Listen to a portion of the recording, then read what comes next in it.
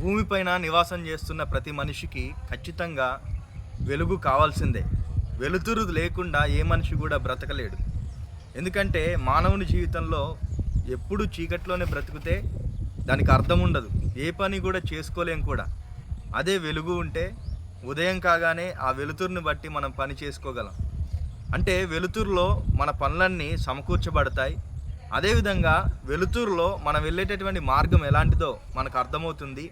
వెలుతురు ఉన్న చోట ఒకవేళ మనం వెళ్ళే మార్గంలో ఏదైనా రాయి కానీ ఏదైనా ముళ్ళ కంప కానీ ఉంటే వాటి నుంచి తప్పించుకొని పక్కకు తొలగి వెళ్ళిపోయే అవకాశం ఉంటుంది. అదే వెలుగు లేకుంటే మనిషి తప్పకుండా ఏదో ఒక గుంటలో పడాల్సిన పరిస్థితి వస్తుంది, లేదంటే ముళ్ళను తొక్కాల్సిన పరిస్థితి వస్తుంది, లేదంటే రాళ్లపైన నడవాల్సినటువంటి పరిస్థితి కూడా వస్తుంది. అయితే ఈరోజు నేను చెప్పాల్సినటువంటి మాట ఏంటనేసి అంటే, దేవుడు మనకు వెలుగై ఉన్నాడు. ఆయన లేకుండా మన బ్రతుకులు కూడా ఏ విధంగా ఉంటాయనేసి అంటే గుంటల్లో పడ్డట్టుగా ఉంటాయి.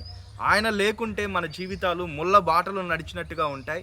ఒకవేళ ఆయనే లేకుంటే మన జీవితాల్లో ఎన్నో సందర్భాల్లో తప్పుడు మార్గాల్లో కూడా వెళ్ళాల్సినటువంటి పరిస్థితి ఖచ్చితంగా వస్తుంది.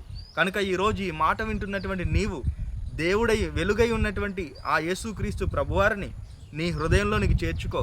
నీ జీవితంలో సరి అయినటువంటి త్రోవన వెళుతూ అనేక ఆటంకాల నుంచి తప్పించబడుతూ దేవుని మహిమార్థమై దేవుని త్రోవలో నీవు నడవాలని ఈరోజు దేవుడు సెలవిస్తూ ఉన్నాడు. అంత మాత్రమే కాకుండా దేవుడు వెలుగై ఉన్నాడు. ఆ తర్వాత దేవుడు మనకు అనుగ్రహించినటువంటి వాక్యము కూడా మన త్రోవలకు వెలుగై ఉన్నది అని దేవుని వాక్యం సెలవిస్తూ ఉంది.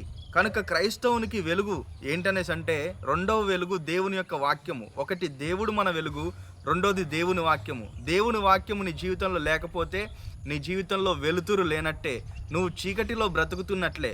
కనుక ఈరోజు దేవుని వాక్యాన్ని నీ హృదయంలోనికి చేర్చుకో. వెలుగులో నీవు జీవించు. దేవుని వాక్యం నీలో ఉన్నంత కాలము చీకటి నిన్ను ఆవరించదు, చీకటికి నీలో స్థానం ఉండదు. దేవుని వెలుగు నీలో నుంచి తొలగిన రోజున చీకటి నిన్ను ఆవరిస్తుంది. కనుక క్రైస్తవుడా, నీవు నీ జీవితంలో వెలుగును నింపుకొని బ్రతుకుదువుగాక. ముఖ్యంగా వాక్యముతోని దేవునితోని నీ హృదయాన్ని నింపుకోవాలని నేను మనస్ఫూర్తిగా కోరుకుంటూ ఉన్నాను. దేవుడి మాటలు దీవించునుగాక.